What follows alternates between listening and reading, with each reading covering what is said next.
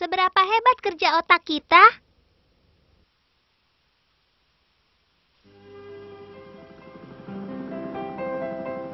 Memandang 2 dan 3 ekor burung. Di desa ada 4 dan 5 rumah. Di depan rumah ada 6 dan 7 batang pohon. Ada 8, 9, dan 10 batang bunga. Baik. Siapa yang mengajari kalian puisi ini? Kakek luar yang mengajariku. Kenapa manusia bisa ingat apa yang mereka pelajari, Kek? Oh, mau tahu rahasia ini? Baik. Kalau begitu, mari kita pulang. Ayo. Sekarang kita mengcopy otak besar Ben. Lalu masukkan ke dalam komputer. Lihat, ini adalah kopian otak besar Ben. Kalian bertamasya ke dalam otak besar saja.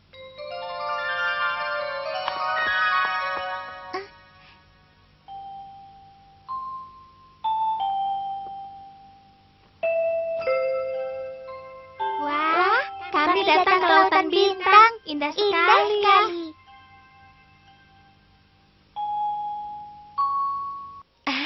Ben, Dera, apa kabar? Selamat datang. Bagaimana kalian tahu nama kami? Tidak perlu aneh. Bulu yang mirip barang di kepalaku ini disebut dendrik. Dia khusus menerima informasi. Bayangan Ben sejak dulu sudah kurekam. Dan sedangkan bayangan Dera, saat kalian sedang main pun sudah kurekam di dalam sel otakku. Jadi mana mungkin aku lupa. Kalau begitu, apa yang kau rekam lagi? Oh, banyak. Aku ambil salah satu contohnya. Waktu itu, kau berusia 3 tahun, kau pernah memecahkan vas bunga yang cantik. Apa kau masih ingat?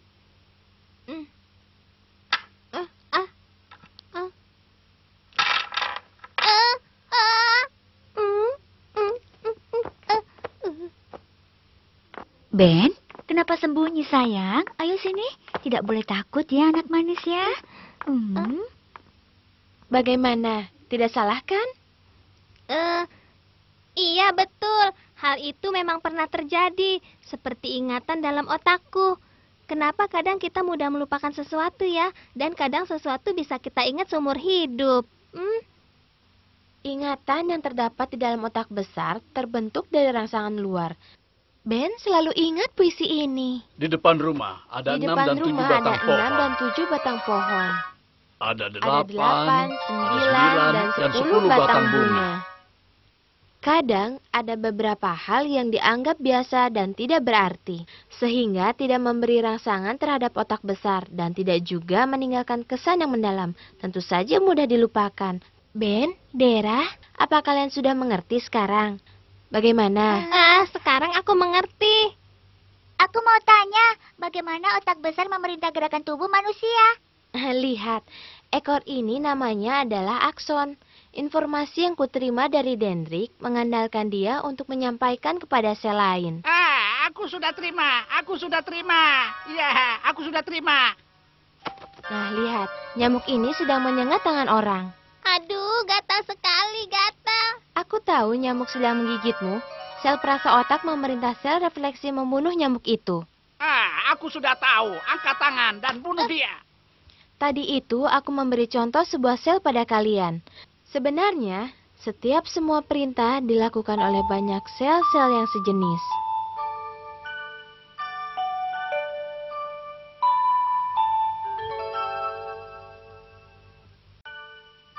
Nah, lihat. Kura-kura itu merangsang syaraf perasa kulitnya Ben. Kemudian, saraf perasa kulit pun menyampaikan informasi ini kepada saraf perasa otak. Lalu, saraf perasa otak pun memerintah saraf refleksi untuk memerintah tangan diangkat dan menangkap kura-kura itu. Kalian sudah mengerti? Sudah, otak besar benar-benar unik. Otak besar benar-benar mulia. Sekarang kakek ingin menguji kalian. Kalian sudah bertamasya ke otak besar. Apakah kalian bisa mengatakan berapa banyak sel otak yang terdapat dalam otak besar itu? Sebanyak bintang di langit. Tidak bisa dihitung.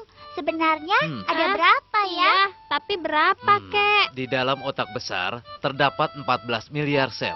Namun manusia hanya memakai sedikit sel. Sebagian besar sel otak masih tidur.